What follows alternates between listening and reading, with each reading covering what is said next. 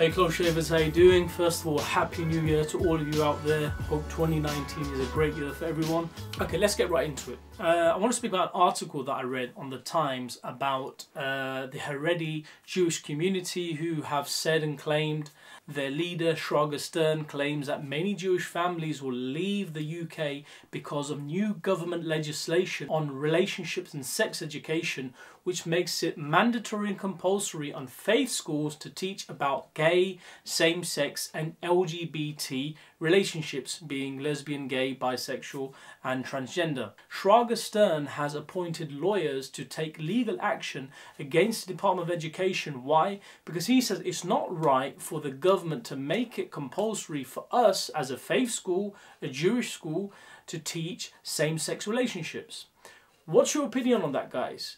This is very controversial. I mean, look, me being from a Muslim background, knowing the Muslim community, you know, the Muslim community and the Orthodox Jewish community, because we know the Jewish community has all shapes, sizes and colours, from secular to atheist Jews, for example. But the Orthodox Jewish community are very similar to the Muslim community in terms of being very traditional. Two things, for example: non-stunned meat. If it wasn't for the Jewish community and the pressure from the Jewish community, let's be real, I think many Muslims would admit that non-stunned meat would be banned in the country by now. There's been a lot of pressure for that to happen. Similarly, when it comes to bringing up our kids and teaching them about relationships and sex education, well, I think one of the main reasons why a lot of Muslims send their kids and a lot of Jews send their kids, or any people of any faith, to a particular faith school is because they feel that they need to protect their kids and how they perceive the modern world, i.e. sexuality. Sexuality and sexual discovery has been one of the most important factors of human self-realization from the beginning of time. Yeah, everyone's trying to figure out what the right way is to have a relationship. We're in the 21st century, it's now 2019, we live in the UK, and yes, there are homosexuals, there are straight people, gay people, we have, you know, transgender communities, for example. How should they be treated? Of course, they should be treated with respect like anyone else. But is it right for the government to make it compulsory and mandatory for faith schools now, i.e. an Islamic school, a Jewish school, for example, to teach sex education and to also teach the kids that same-sex, gay relationships and LGBT lifestyle is accepted and correct? Should the government be doing that? Now, many argue, for example, well, when you look at religion, religion was always seen, especially in Europe and European context, with the church and state as being the oppressive, kind of dominating institution that manifested and stood for being backward and anti-scientific and against scientific discovery, right? And religion generally is seen as being very, you know, you can't force religion down people's throat.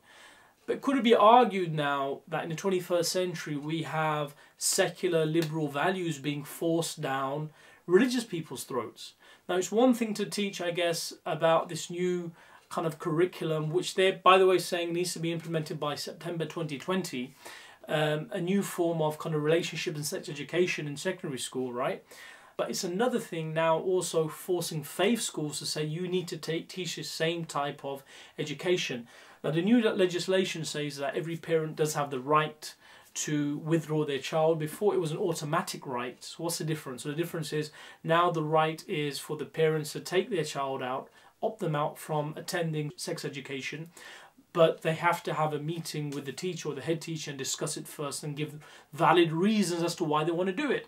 So the issue is, look, this particular leader of the Haredi Jewish community says many Jews will leave. Because of the value system, he sees it as a clash to the biblical tradition that he and the Jewish community follow.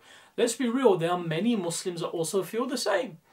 I've received many messages, for example, of a petition for Muslims or people to sign to opt your child out from sex education, which is a right anyway, okay? But the real issue is that they feel that teaching LGBT, same-sex or gay relationships should not be enforced. The issue is enforcement. Is it right for the government, for a secular liberal government, which we all enjoy living under, by the way, let's be honest, is it right for them, however, to now enforce faith schools, religious schools, to now also teach same-sex relationships or LGBT kind of relationships? Is that correct? This is what the issue really is. It's not about anything else, okay? Could you say maybe the idea of freedom is gone a bit too far? Don't religious communities also have the freedom to opt out and to say, look, we don't want to teach this to our kids. We don't want our kids to learn this. One of the arguments from the Haredi community members is that, you know, sex education and relationships should be something that's taught by the parents. Now, obviously, you're in school. It's going to be taught in school. And there are many positive things about, you know, teaching about health, because another edition is going to be about mental health, for example. They're going to teach about mental health and depression, which is a very good positive thing. But the real most controversial issue is this new time that we live in, where now same-sex relationships, LGBT relationships are being accepted and also encouraged. That's where a lot of people from still quite orthodox, traditional, the Orthodox Jews or many Muslim communities still feel a bit uneasy about. They feel very uneasy about the fact that they now have to teach their kids these things, okay? So what's the solution? Okay, if you're going to leave the country, for example, where are you going to go to? Are you telling me if you go, for example, as an Orthodox Jew to, okay, you want to go to Israel, or are you telling me there's no gays in Israel? There's no Jewish gays there, or homosexuals, or LGBT community? Okay, if you're a Muslim that you want to leave now the UK because you feel that your child can't learn about these things because it goes against your value system of what sexuality is. Are you telling me there's no gays or homosexual in Saudi Arabia or in Pakistan? There's no transgender communities there? Trust me, there are. They might be underground. It might be a taboo subject. Culturally speaking, it's not accepted, of course, and it's not being implemented or legislated in the education system like it is here.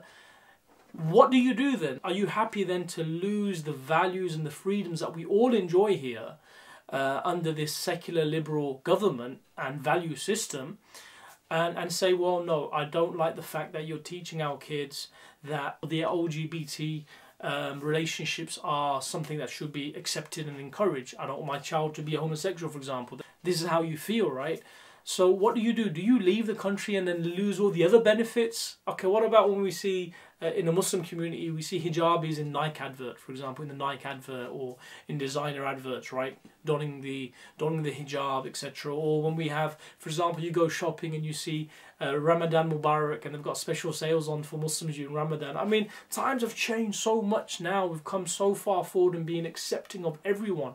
But this is what secular liberalism is. It's got to be equality for everyone, right?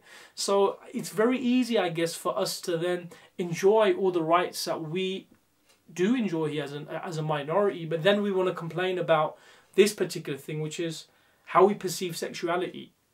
However, then the other side is, but how then, if you give me my religious right, I also have a religious right and a democratic right to say I don't have to agree to this, and I don't have to teach my child, or my children don't have to learn that having a same-sex relationship is a right, a good thing. You know, we have the right to say that. It's our freedom of expression. It's our freedom of opinion. Okay? So is it right, basically, for the government to enforce this new relationship and sex education curriculum that schools, all schools across the board, including faith schools, are going to have to implement by September 2020? Is it right for the government to do this? Clearly, many people from the Muslim and Jewish community and many faith communities feel it's not right, and they're getting very worried about it and panicking and very uneasy. What should we do? It's kind of, obviously, it clashes with their religious value system. It clashes with what's in the Bible. It clashes with what's in the Quran. Whether you look at the story of Sodom or Gomorrah in the Bible, or Prophet Lot or Lut in the Quran, similar story, for example.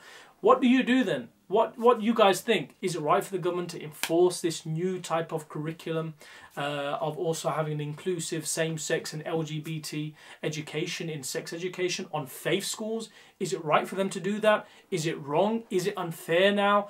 Is secular liberalism now as guilty as the church was in Europe a few centuries ago by ramming and forcing religion down people's throat? Is secular liberalism now in the UK ramming and forcing liberalism, liberal values down people's throats? Is it the same thing?